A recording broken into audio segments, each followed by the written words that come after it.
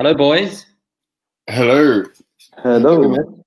Sohel, can you hear me? Yeah, I can hear you. I just had All right, to we should be look at the live. camera. Before you say something about someone, let me just check that we are in fact now live Yeah. on my phone. Hello, everyone. Sorry about the delay. We were having a little technical problem. It was me. Okay. Yeah. So I'm just going to turn the sound off, but I'll leave the screen going so I can see. We'll just give people a couple of minutes to join. Boys, how are you? Good, really good. Just finished work. Fantastic. Did you finish work early, Brendan? Yeah. Like, I was meant to finish at 9:30, but we get a little bit of a decent early mark in the COVID flu clinic. Is it because the virus is not real and there's no sick people? Yeah, it's a conspiracy theory. It's a hoax. It's a government hoax. And at which point did you join the conspiracy? Oh yeah. I'm sure like I'll lose my job if I'm vocal about a conspiracy theory. Okay, well maybe let me ask you another way. How much is Bill Gates paying you? That's a good one. Oh man, you know what? I wish he was paying me like in excess of 6 figures. I would go and be one of his believers or one of his advocates for sure. One of his believers. That's Justin Bieber you're talking about. That's funny. Yeah, that's what I do. Sohel. I do funny things. I know. I'm just wondering. Why you're worrying about the dance school? You could be stand-up comedian easily. Oh, I'm not worried. That's what you guys don't realize. This is all just practice for me. Using the time to practice now. Yeah. Just trying out my material. Yeah, exactly, man. You're good at it, no doubt. I tell you what my problem is. I tell you why I don't think I could be a stand-up comedian, because we'll just let the people watching come on and say hello while we chat. But I tell you what it is, because I can't pre-prepare. Like, it's all impromptu. It all just happens in the moment. That's I true. couldn't sit down and write anything. I don't have anything. There's two types of comedian. The ones that feed off the audience and make up shit as they get along, and there's the other one that write materials. So I think the ones with the feed off the audience, that's the best one. So stick to that, man. With me. Yeah. Just ask them where you're from. Just ask them where you're from. Are you from India? Oh, really good. Really. No, I'm just kidding. So we have a dance slur already. Someone has called us the Bachata Boys. Oh, the Bachata Boys. Including you, Felix. Well, I'm not sure. Perhaps we seek clarification on whether I'm included in that dancehall slur. Oh, trust me, you are. I saw your video, man, once doing bachata. That was one dirty, sensual bachata. Who was it with? Classy. You can't remember? I even saw a Cory. You and oh my god, I can't remember her name. Damn, this is crazy. It's Corbett. It's Pascal. Me and Pascal, yeah. Yeah. The Cory. Are you talking about a Cory or a social dance that you saw? That was one Cory, and the social. I think the social was with Dalal. I don't think Dalal. No, I don't. Somebody. You would maybe Bali. Dalal and I don't. Bali, that's it. Yeah. Bali, yeah. There's a video I know somewhere which is one of the festivals. I think it's when you. Oh, mate, I know where you're getting Dalal from, because I was dancing with Dalal.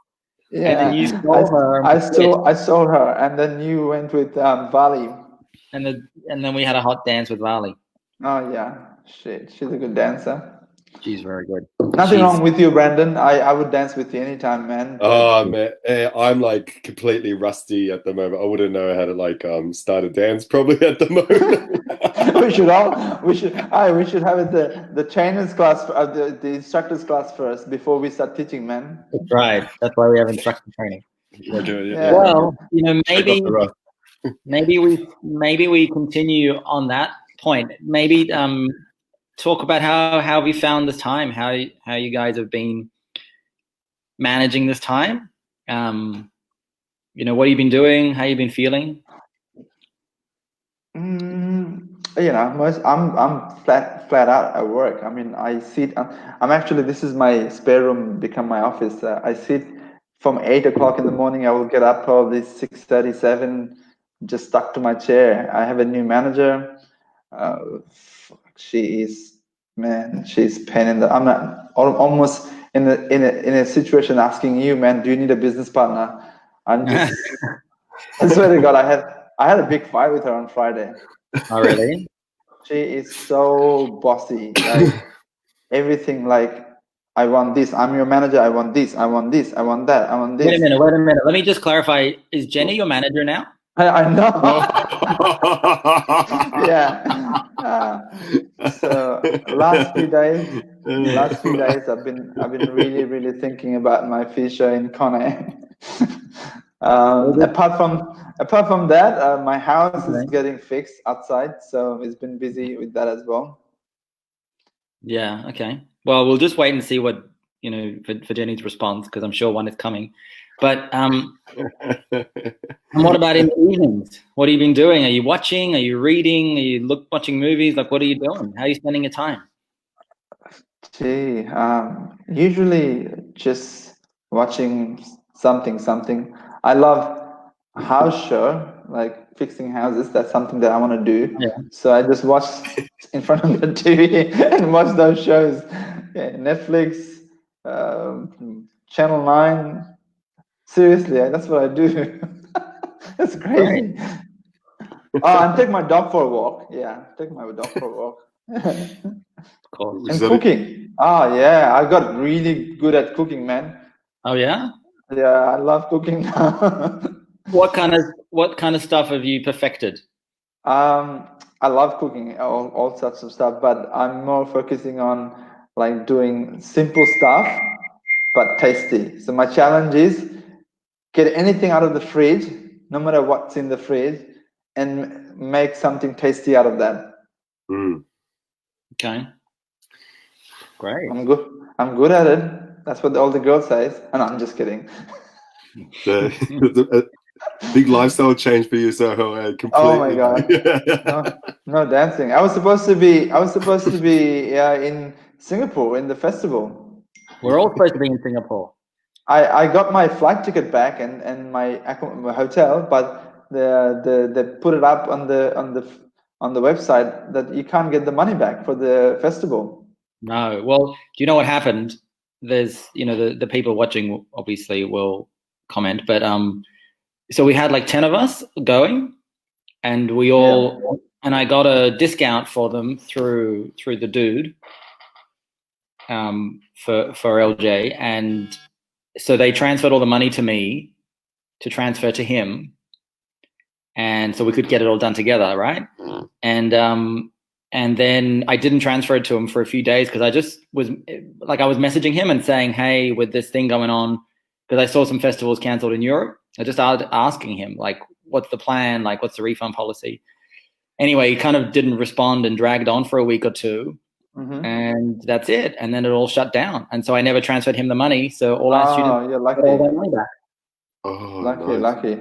Because mine, I'm not getting my money back because I've seen on the website they put in whole. If you say yes to this, it will be that. If you say no to this, it will be that. There's a whole bunch of like a flow chart, but the end result of the flow chart is basically you're not gonna get your money back. You're just gonna get a credit. You're just gonna get a credit for next year. Yeah. Well, we can only hope that next year we can all go. Like this would have been a really cool thing. It would have been like 15 of us. Yeah, a big group. That would be such a fun experience. But it's one of the best festivals in pretty much in the world. These are all the sad people about Singapore. Who's that? So hello everyone, and don't forget to change your name so we can see what your name is. So you just have to allow the streaming thing to see your name. So if you can do that, that would be great. Daniel, hello. Kirsten, hello. Travel insurance doesn't cover pandemics. No, it does not. Chris is saying that he's already got his leave for Singapore for next year. He's so dedicated. Well done, Chris. Dedicated. That's dedication there. Good on you, Chris. And let's see what we have here. That was Nat, who's had about Singapore. Jenny's saying, don't act like you don't know that she is your new boss. That's brilliant. That's so good. There's a request which is on your screen now. Oh, jeez, no. Okay, so we have a from people. I feel like this is for Brendan. Who pays you, Bill Gates or Fauci? If either of them, were paying me, I'm sure I wouldn't be working Sundays swabbing like at least 70 people today, all in PPE. So maybe we move on to Brendan. How's your COVID time, man? How's your work? How's your private time? It's a nice change. So basically, I've been working a lot in ICU, which is new to me. I did it was funny because I did like a 1 week of training, which was 4 days because it was a long weekend. It was a fast track kind of like an orientation training week to like ICU and an introduction into learning how to go and look after patients with ventilators, which I haven't haven't experienced yet, and hopefully I don't have to experience, but yeah, it's been a good learning experience. I kind of put all of my focus on just building up my skills for the worst, which hasn't happened, which I don't think will happen, but you never know, especially with the winter coming up.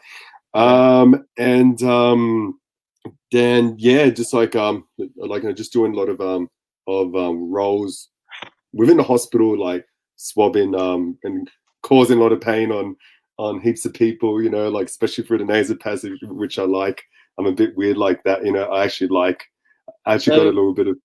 I've been meaning to ask this. So when they do the test, how do they do it? And is there different ways that they do it, or is it just the one nasal swab? It's just the swab is just the one way, so the swab in the back of the throat, which is a bit of a tickle, but if you got a gag reflex, you probably cough, so I'll make sure. Is it nose or is it throat? First is throat, and then it's a nasal passage. So you go for a left, from one to the other. Sometimes, if they have a septum that's a bit deviated, it's hard to get into one, and they're and they're so uncomfortable. And I'm like, no, that's all right. Then I'll just go advance for the other, and they're like, oh, that's the most horrible experience ever. If you get unwell, please go to the COVID unit, get tested. But try and relax, when you have the test, because it's not pleasant. Especially I'm doing it, I'm a bit evil. Well, looks like we have to end the interview right here. Professional. Which part are you enjoying? The pain or the other person suffering, or you just like tickling people's nasal package? Oh, not really the pain and tickling. Really, it's just I feel like I feel like I know anatomy, and it's I accomplish, if I really advance through the nasal passage, and I get past, the nostril, and I'm just yeah, I got a good swab, awesome, because sometimes you can't, geez, you're poking. Where is the hole? Where is the bloody where is the nasal passage? I can't get through, and they're like, oh no, I stop too much. I'm like, all right, but most of the time I do really well. So yeah, I do a good job, and every time I'm like, yes, good specimen, happy. Well, maybe I like the pain. I like inflicting a little bit of it's a weird way to inflict pain, but the thing is, I'm a little bit. So how are you feeling as you hear this? I'm not going to him, that's for sure, man. Your nearest hospital is St. George. So Can you go private where you have like a choice of swabber, you know, and so I can choose someone? I'm going private. Well, you pick your own. When I hear this, I'm quite disturbed because I had a very traumatic experience when I was a child. So I had my what do you call them? Adenoids. Yeah, yeah. I had my adenoids removed. And where I come from, they don't use anesthetic for that. Yeah. And it's pretty much what you described, but a much bigger instrument and a lot more blood and much more painful. Oh, you should be fine, Felix, then. Yeah, I'm ready. I've been preparing for this. Like they make them tough in the Ukraine. They do. I remember it like I was 6 years old. I remember it like it was yesterday. Like I remember every detail. Came in. They say my mom left us. It was me and my brother next to each other like torture, right? Because we were watching each other being in pain. And they tied our legs to the chair, tied our hands to the chair, and tied our head to the chair, right? Like it looks like the electrocution chair, basically. Because otherwise, you're gonna fight them, obviously, because then they stick this thing in, and it was ugly. It was ugly. Yeah, you're fine. You'll be fine, Felix. Sohel, like I got my doubts. Felix will be fine. Nah, I can't take pains, man. I hate those sort of things. No way. I feel like because this whole dance school idea, I feel like we should talk a little bit about dancing too. Yeah, I think so. Yeah, I'm happy to stop talking about COVID. I had enough of it already. Don't worry. Talk about it all day. First question is about DJing. So the question is for both of you, and the question is, how does someone become a DJ, and how did you both first get started into DJing? So, how do you want to go first? Sohel's first has to be. Oh, okay. Yep. For me, it was the dance came first. Dance is my passion, and the music that I enjoy dancing with, I started collecting them, and I thought, okay, as a dancer, if I enjoy dancing with music like that, and I'm assuming the people who dances out there socially would like the same music, so I started to collect them. I spent hours of collecting different kind of music that I think I would enjoy dancing, and I hope the people would enjoy dancing. And then this is where it started from. And when we start playing for others and we get feedback from people, oh, that was a good song, or I never heard that before, it gives you a bit more, I get inspiration to, oh, we should start collecting more music. So yeah, started from there, and I love it. Great. Brendan? Nice. Well, for me, I'm like fairly new to like DJing. I started like here in Sydney just a bit over like 2 years ago. At first, for me, like I started dancing 11 years ago. So first it was a dance, but straight off, when I went in at first when I started dancing, I was just so like a blasé, oblivious to the genres of Latin dance. For example, I thought like merengue was salsa music and cha-cha was salsa music, and it was all the same. I had no idea. I had no idea at all, But then when I eventually built up a bit of knowledge, like, and I learned about artists and been to like the your festivals, like where they have like your international artists, will come and perform a show. Then I'll like, go and have more of a build up a knowledge about like your artists, Romeo Santos, for example, Prince Royce. But for me, yeah, I'm very the same as Sohel. Like when I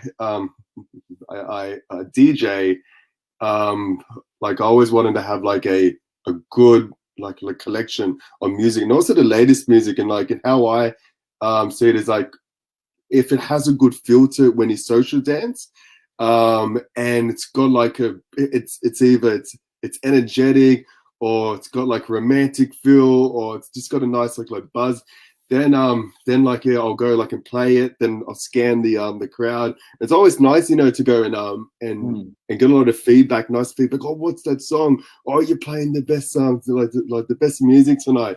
And it's it's really good, you know, to get that appraisal from like social dancers, you know, because it's like, yeah, I'm doing a good job. Like, even in a time where like, I know it's all paused now, but out of like your dance instructors and your DJs, like the DJs like were so like, people were so like critical of DJs, too critical of DJs, you know, to a point where it was just like, oh, just relax, you know. A lot of people just were just like on the like just ready to go and judge every DJ, you know, in their set. Just like, people relax. What are these chill. people, man? Name them. Huh? I don't want to name them. Like, fortunately This enough, is a you know, private like, group. Stay enough. Sorry about yeah. this, man. Fortunately enough, like there's I can't think of anyone in Latin Junction, you know, which is great. But yeah, I've heard a lot of that. But it's great to be a DJ, and I enjoy it. You know, like it's like a hobby, fun hobby, eh? Okay. And so, if somebody wants to get into DJing, what would you recommend that they do? Where would they start? Sohel? Where would they start? Yeah. I reckon just like you know, just building up like knowledge on like on the variety of genres of Latin music, on the like your big artists, like the types of salsa music, you know, like have a variety. I guess it's hard, you know, like to become a DJ. Then when you get gigs, you have to. For me, when I started off, you know, like most of it was most of my gigs the first few months, you know, were voluntary. I wanted to get my name out there, you know. But however, you can like someone can do it. Someone can get the name out there, but you also got to have like a bit of a little bit of equipment, you know, like to start up, and you know, like your basic software. But like yeah, like you got to build up knowledge and a good massive like playlist first, you know, and also know what music like do like people want to go and dance at the time, how to go like and change the like the energy, you know. You play like a couple of fast songs, you know, then like say essential song or romantica song, you know, like, you know, just to mix it up. Yeah. So Hel, what do you think? Well, you know, it's a good question, because salsa DJ or bachata DJ is not that we are mixing music on the spot. So it's not about really trying to do music on the spot, but it's more about reading the crowd, understanding your music, because I like all music. I dance pretty much everything: zouk, kizomba, bachata, salsa. I want to DJ everything. I don't want to name myself, oh, I'm just a salsa DJ or I'm just a bachata DJ, because as a dancer, you should have a good feel of music. So from my point of view, anyone can be a Latin DJ, because we're not mixing music. If you do mix music, you probably will be thrown out of the event or the party you're trying to DJ. So forget about that. As long you don't come into a party and you want to DJ and you came with your mobile phone and trying to play music from your mobile phone, that's a no-no from my end. And also,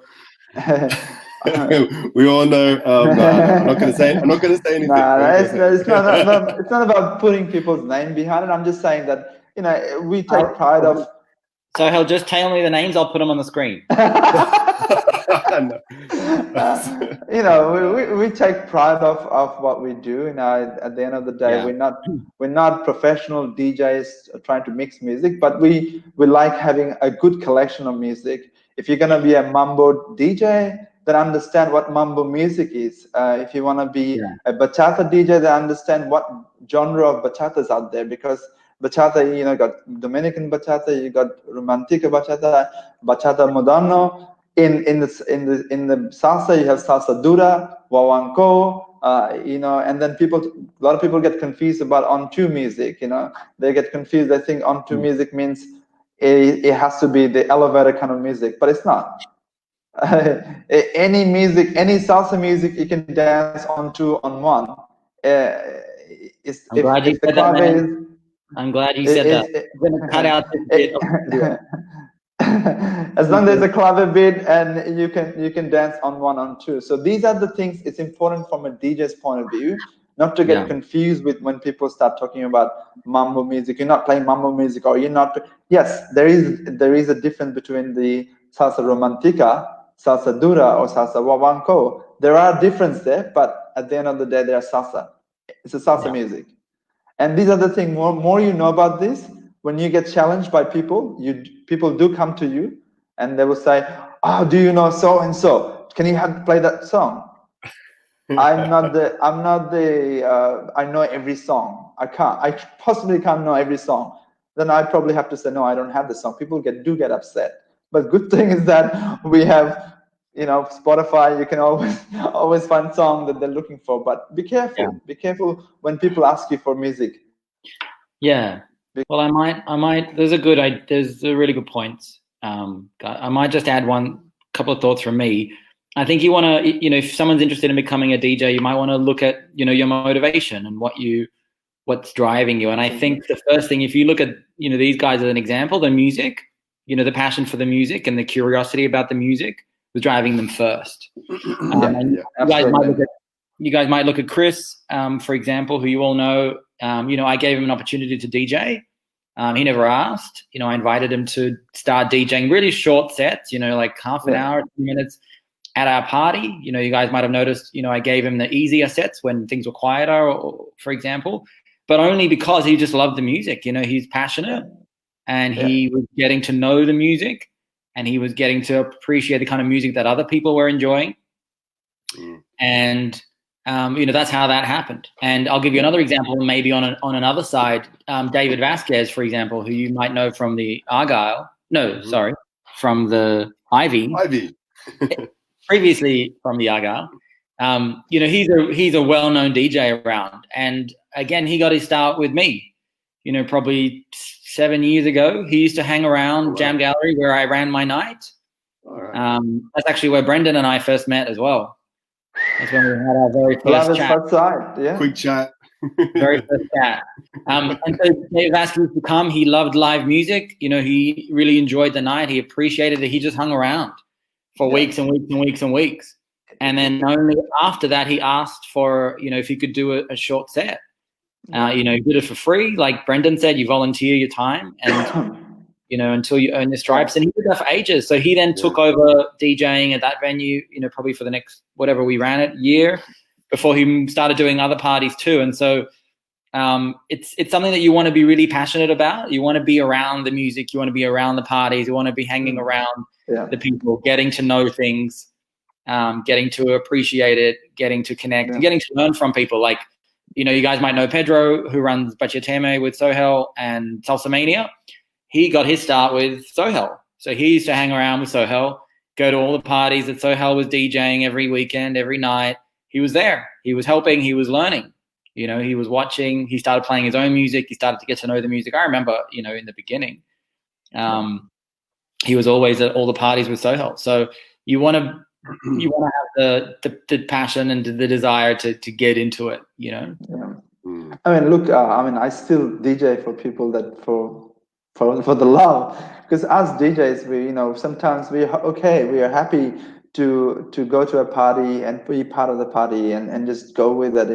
Sometimes the DJs don't get much money, but look at the good point that we get to go to an event.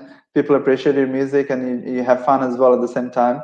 So there's a lot of good thing come out of it, and plus, believe me or not, as people who also likes to get DJ and likes the music, they also improve their dancing skills. Yeah. If you look at Chris, he's one of the typical example. Chris has improved his dancing. Amazing. I watch him dancing because he's understanding the music a lot, because he's DJing as well. and gave him a good understanding of the dance side of it as well. And Sohel and Brendan, is it true that you get more girls as a DJ? Man, Jesus, Brandon. I don't want to hang out with Brandon, and girls everywhere. And here's a controversial question. If you had to choose and give up either dancing or DJing, which one would you choose? That's a good one. Of course, not, and we want to keep both. But if you ask me, I'll say dancing. I don't want to give up dancing. Brendan? Yeah, same as me. I'm the same as Sohel. Like, I want to give up dancing. Easy. Good choice. Okay. You want to make sure? No, that wasn't me. That was a real question from the people. All right. So the next question is, why do bachata lovers always start dancing salsa and then convert? Hey, I love it. Who was that? Should I answer that question first? Yeah, go, man. Anonymous person, right? First one will be the easy to get to the girls more closer. No. Look, on the serious note, what I hear from the people dancers, some people that likes to dance both salsa and bachata. Bachata is relatively a softer dance than salsa, and also a lot of the time people are kind of relating to the bachata music because, as you know, there's a lot of remixes from pop song, so they can relate to the music when they dance. And at the same time, bachata itself, it has its own pluses and minuses, because sometimes you have dancers who only dances bachata, not able to dance salsa. So for me, I like the people who dances salsa and they start bachata, and it gives them a good advantage of knowing a lot of the lead and follow from the salsa. Which I think it's great advantage from I'm not disregarding people who only does bachata. I'm not saying it's nothing wrong with it, but yeah, there's more people I can find it because they enjoy it more, because it's slower, it's less turn for the girls, especially when the girls, they talk about we don't have to do multiple turns, we don't get thrown around with the guys who really want to be salsa dancers who really push them to a lot of spins and stuff. So maybe that could be another factor, that girls, they find it a bit more easier to dance with the guys because it's less effort, I suppose. Okay. What do you think? What's the reason, do you think, Brendan? So when I started, when I started, I guess when people start Latin dancing, they think, I want to start Latin dancing. They're going to think salsa, they're going to just think salsa. They think salsa is going to be everything. When I started, I never heard of sensual style. It was all just like salsa, and then remember, in our time, well, I started dancing in 2009, and I'm sure Sohel started dancing in 2001, I guess. But in that time, it was just we started, I think, yeah. In that time, you have it was majority of our salsa songs, and yeah, it was just such it's a secondary dance. But I think now, especially with the evolution of sensual style with Daniel Desiree, in Europe and all that, you got more skill sets. You gave you more skill sets now. That maybe attracts and appeals to people, along with remixes as well. You have more skill sets. You got your waving sensual moves. You got your footwork. You got your turn pattern part, which gone and derived from salsa, and then you got your close dancing, or then that's maybe why people start with salsa first, and they're then they don't they just want something more, something different, But ultimately, the when it comes to a dance, that's when it comes to technique, and when it comes to skill level, when it comes to knowing the music, dancing the music, like salsa, reigns supreme. I think you like that one, Felix. Yeah, instead of bachata. Yeah, look, I think it's it. Yeah. I don't know the reason either in terms of why people transition. I think inherently most people start with salsa, right? Like if everyone in this group, let's say in LJ, the thousands of people that started, 99 of you started with a salsa class. Yeah. And then you came across bachata classes and went across. So I think that's important to recognize. But look, I agree. If you guys have listened to the podcasts, perhaps, that have been released recently, and almost everyone says the same thing, which is, bachata presents what seems like a quicker result for people. You can have more fun dancing closer with someone to easier music, and like Sohel said, the music sounds more familiar. It has an R&B-ish feel and a basic beat, which our ear is already trained to. Yeah. We already listen to this kind of music on the radio, more or less.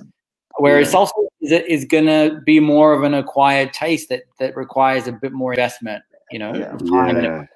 I mean, if you think about it, bachata, if you search every day, there's a new song coming out, or more than new songs. Okay, but as a DJ of me, like also love my salsa music with all the different style, and most of my music that I play is 1950s and 60s and 70s, because this is the time the salsa music was their peak, the best music you could ever get.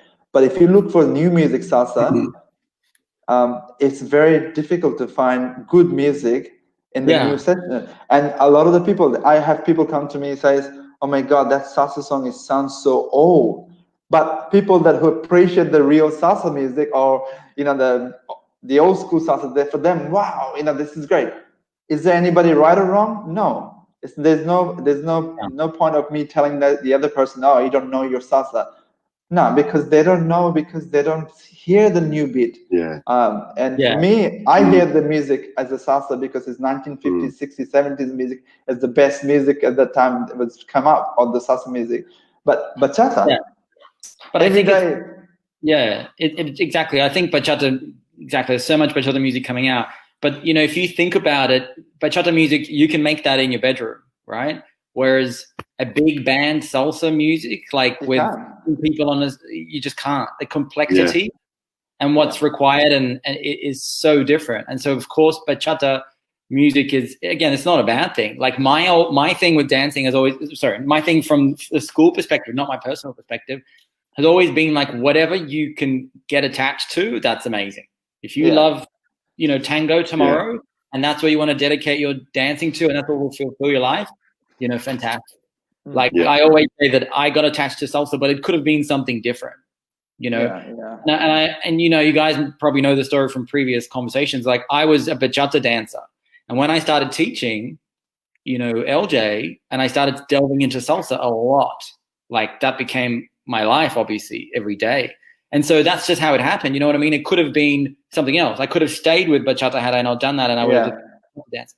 So, I think a lot of these things happen just naturally, and, that's okay. I think our job is just to expose you guys to as much as possible and give you a chance to connect to everything that you can. Yeah. But having said that, I do think it's important to acknowledge that it's true that the majority of the famous bachata dancers that are all salsa dancers who have become bachata dancers. Yeah. And so from a skill perspective, sometimes I've had people, Brendan and I have had a private student recently come and say, I want to dance like this, like with a video of a bachata dancer they're watching on YouTube. And, obviously that's dangerous, right? Because you're missing the 15 years before that those people have been training salsa and something else to be able to even present as the way that they do. Like, Tanya and Jorge, Ataka and Alamana, for example, they were all salsa dancers for a long time, like had successful salsa careers before bachata.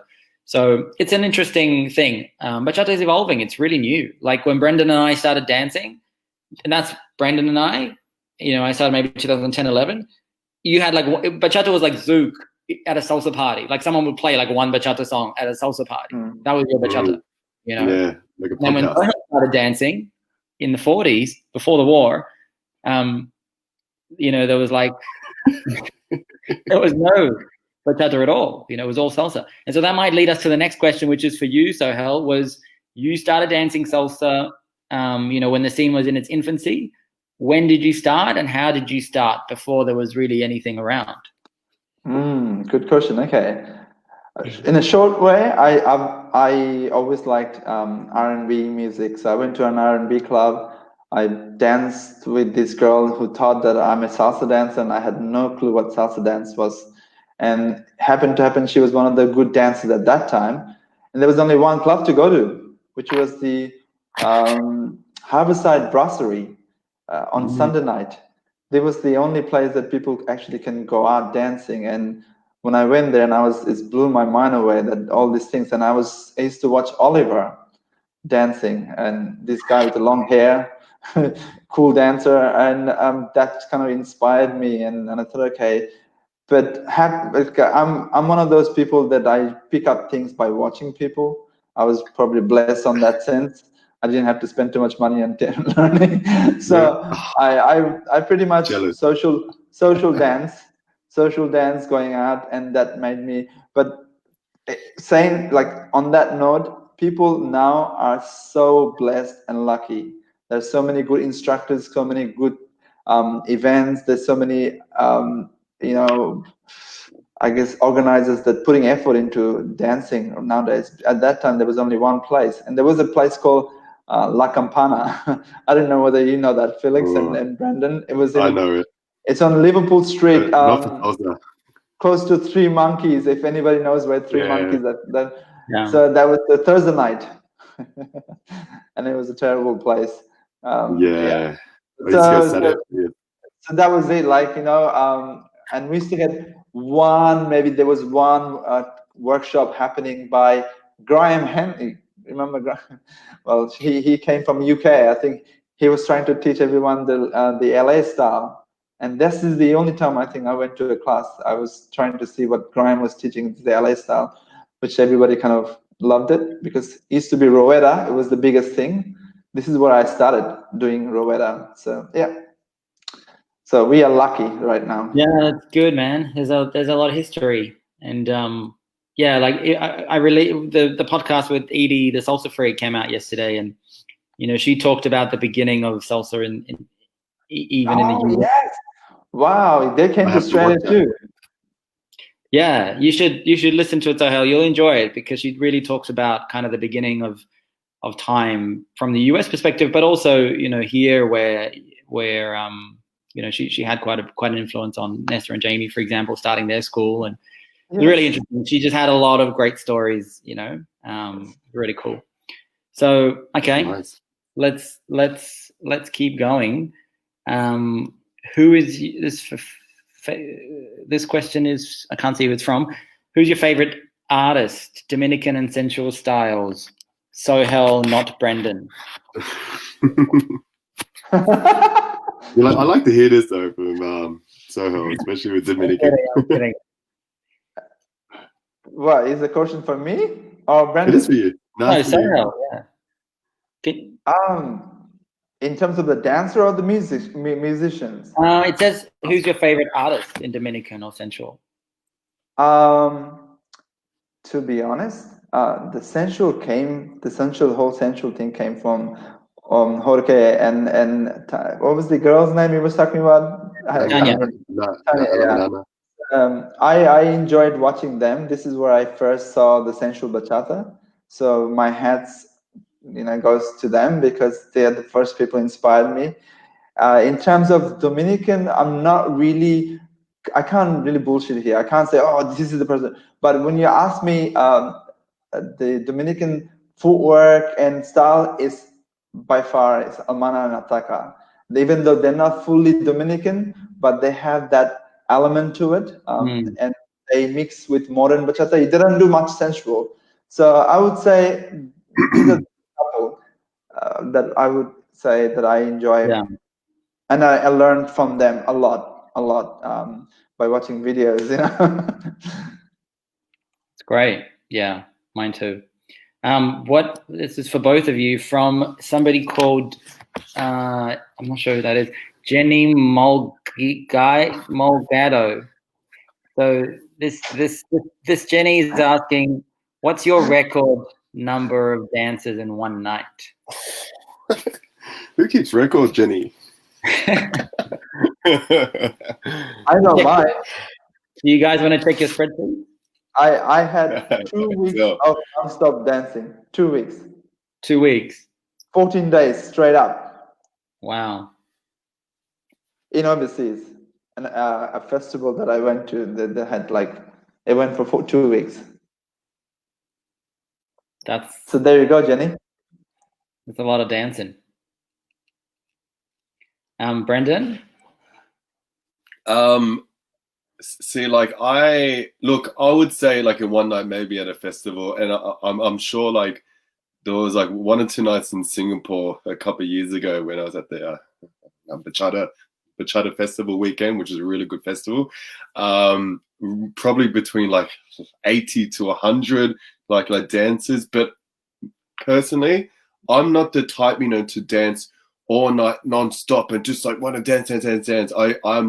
I'm very half with dancing, half with socializing, mingling, and enjoying a couple of drinks with friends. I try to recently especially in the last 2 years, I try to drive more to social events, especially when I'm DJing, so I just I can't drink, I gotta dance more. So I can see I'm getting more practice, more fun in. I'm not waking up with a hangover, but also getting a little bit of mileage, when it comes to having a little bit of a cardio workout from more the dancing I'll do. So but for years for me, I'm never one to go and clock up a lot of dances in one night. I just want to socialize with people, and the social aspect is my favorite. I know it's the Jenny's. I know it's Jenny. She's always at the bar, especially when there's a bar there. Yes. Even if there isn't a bar, she'll find one. So Helen, the question for you is, which festival was the 14-day one? This was the ones we are all supposed to go to, the Singapore one. Oh, but it used to be 14 days? The festival itself for 5 days. And then you stayed. But the whole vibe in that city, which was in Bangkok, is basically all the organizers had lined up their nights, taking advantage of people coming all around from the world. Yeah, and they lined up all their nights to go along for 2 weeks. It was crazy. It was crazy. Yeah. Crazy. And what do you think, Sohel, Brendan? Will that ever happen again? I just thought about that. Would it happen again? You know what? It's just such a gray area. I don't know. I can't even put my my medical experience, my nursing experience, and give you a answer. I just don't know. I don't even know if I'm going to tell everyone now. I'm not a Bill Gates advocate. I'm pro-vaccine, but I'm he's not paying me. I don't even know. I wouldn't even know if a COVID vaccine would ever work. I may go to have you got the microchips in your apartment right now? I beg your pardon? Have you got the microchips in your apartment right now? But for starters, I'm using a MacBook Air. Okay, he's Microsoft Air. If you think about it, I'll just give you an example. I went cafe yesterday. Okay. Remember, cafes were all shut down and people weren't going there at all. I went there it's close to a park. Man, it was packed, as if nothing happened. People all sitting on the park, cafes, drinking and eating. So people started to forget what really happened or what still is there. So when that opportunity will come, people to gather more than 50 or 100 people, I think eventually people will forget until there's a second wave comes in, just like in Korea. That's what happened. One guy went to a club and he's pretty much 2,000 people got spread across that. dances will come. Events will happen soon. But maybe not right now. Maybe towards the end of the year, people will forget. People will come. That's what I think, because people are dying to dance. Yeah, look, I agree with Sohel too, and it's controversial, and I don't want to. I want to preface this by saying this is just a chat that everyone is witnessing. This is by no means a prediction. Exactly. We're not the expert. I'm no expert. No. What do you think? What do you guys think about Sydney? Like, when do you heard my update the other day about my thoughts on when things will come back? When do you think partner dancing will come back in Sydney? Like in classes. In classes, like and back to normal, or partner dancing with restrictions? Partner dancing back to normal. I mean, with restrictions like masks, for example, but like when social distancing will be removed, we can actually touch. I think a good indication, maybe after like stage 3 of the easing of the lockdowns, and also like seeing if the second wave, how much of a second wave, will have an impact, if there's going to be a second wave or not. There will be. I reckon there will be. Just watch the next few weeks. One of the restrictions that's going to be lifted is like so clubs can open for clubs, meaning like leagues clubs and RSLs can open to 500 people, with restrictions and distancing measures.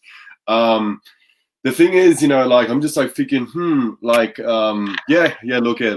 I love the elderly, like in I like the elderly and all, but especially because I work with them as a nurse. But I just see them, like, as Sohel says, they may forget, like about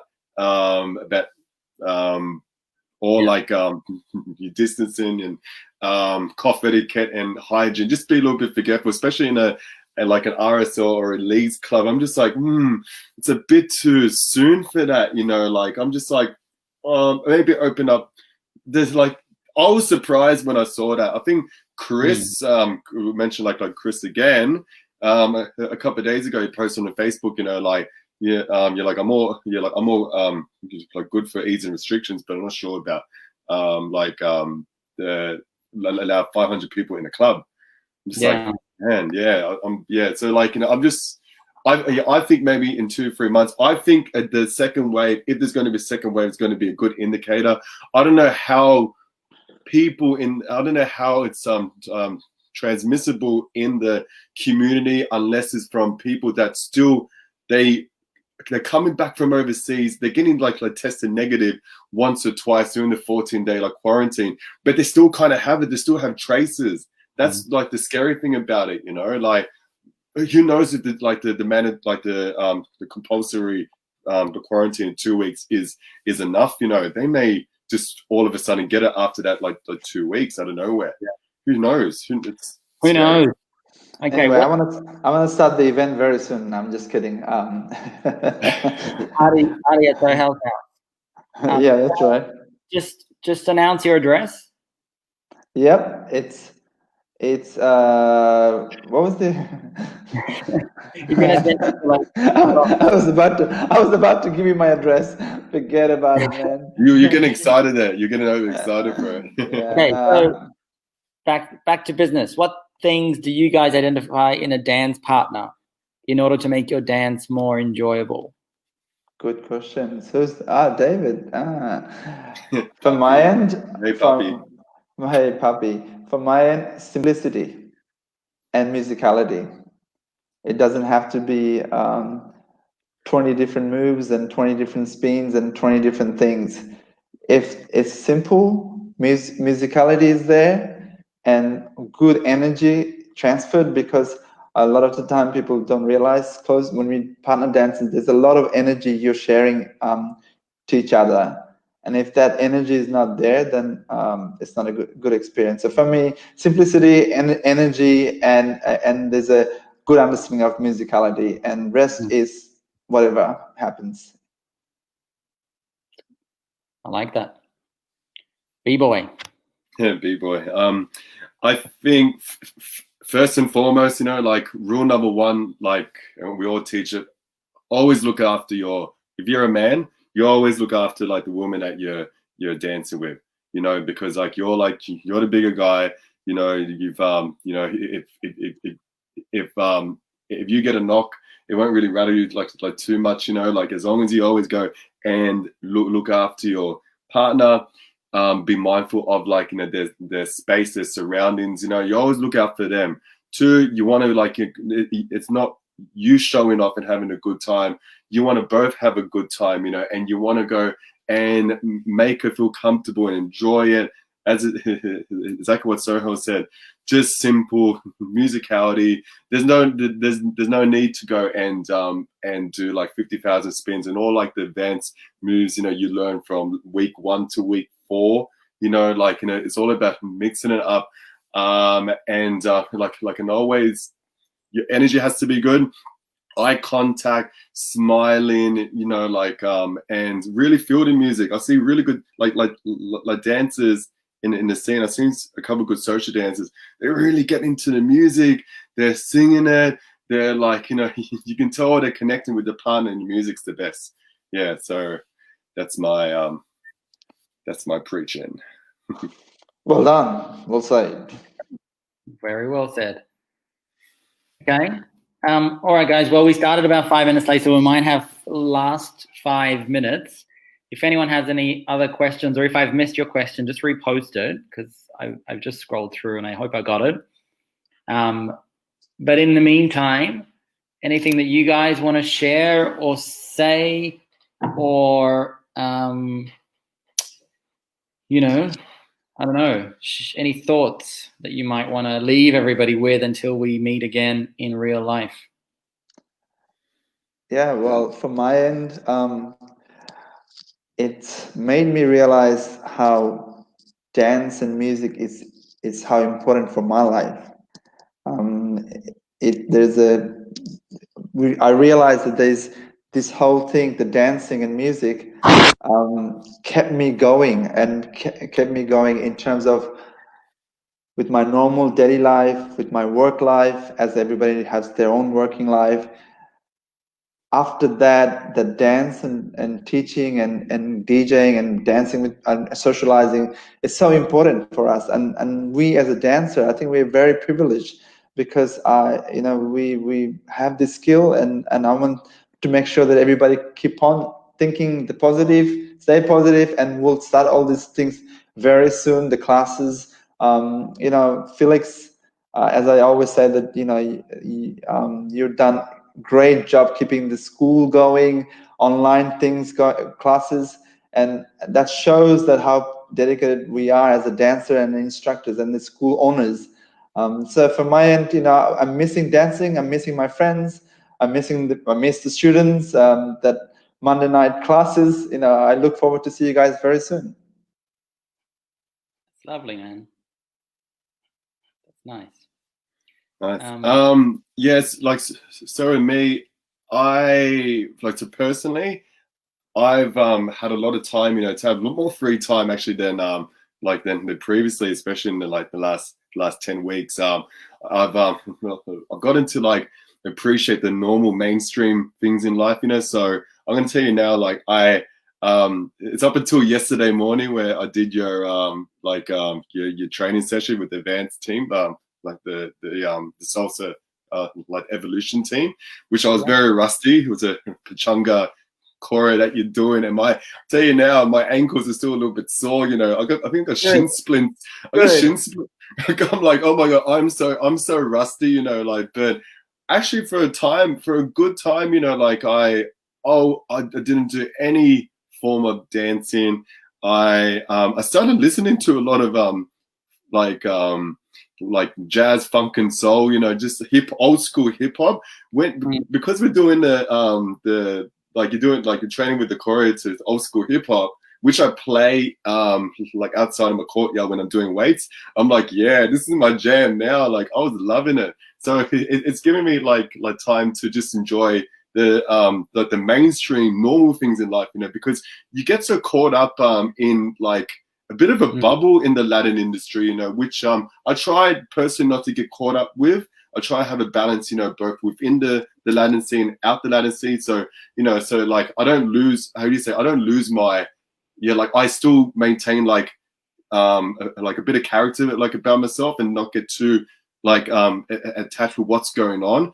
So my kind of my message for everyone is to like, when we do restart, first and foremost, make sure you keep like practicing, because I'm so rusty now, you know, and I got myself to blame. I wasn't even like going and dedicating myself once a week to practicing. But when you do restart, you know, like, you know, just restart with a good mindset, with a good attitude. And this is for students, this is for DJs, this is for events organizers, for like for instructors, you know. Sometimes we get like a bit caught up, like you're driven by the you get it like a bit immersed with emotion, you know, and drama, you know, what's going on like in an industry. Just, you know, just restart with a clear head, with a good attitude, and be like, you know, for me, you're like, I'm gonna be grateful, and I'll never take like my dancing for granted, you know. When I restart, I'm just like, we nearly lost it. We could have potentially lost it. It could have been even worse. It could have been no dancing for a couple of years. But I know we're gonna, you know, eventually restart soon, and I'm gonna really look forward to like being back, especially like teaching. I actually miss like teaching now. Yeah, me too. Me too. Yeah. Well, yeah. Look, it's interesting. Everyone's feeling that, you know, it all, because at the end of the day, no matter what you think, no matter your opinion, no matter your situation, no matter how much money you have, you're at home on your couch, and we've all been taken to a very base level of humanity in these last few months. And you realize that at the end of the day, we're all the same. We all want experiences and feelings and connection and those things that dancing gives us, and a community and supportive environment. And, you know, I think I just hope that a little bit of that stays. Like I kind of feel what Sohel said might happen, and that people just forget very quickly these days, you know, and I just hope a little bit of that stays, where there's that little extra appreciation. I mean, you know, only weeks before, you know, we stopped, we were dealing with people, you know, unhappy about, you know, it's too hot or there's too many people in the room. And it was like, you know, from time to time. And, you know, when you think of that complaint now, you'd just be like, that's not even a complaint. Like that would be a dream, to be in a room of smiling people, hot and sweaty and dancing. Like, I just hope, you know, whereas only a short time before we had to stop, that was a problem.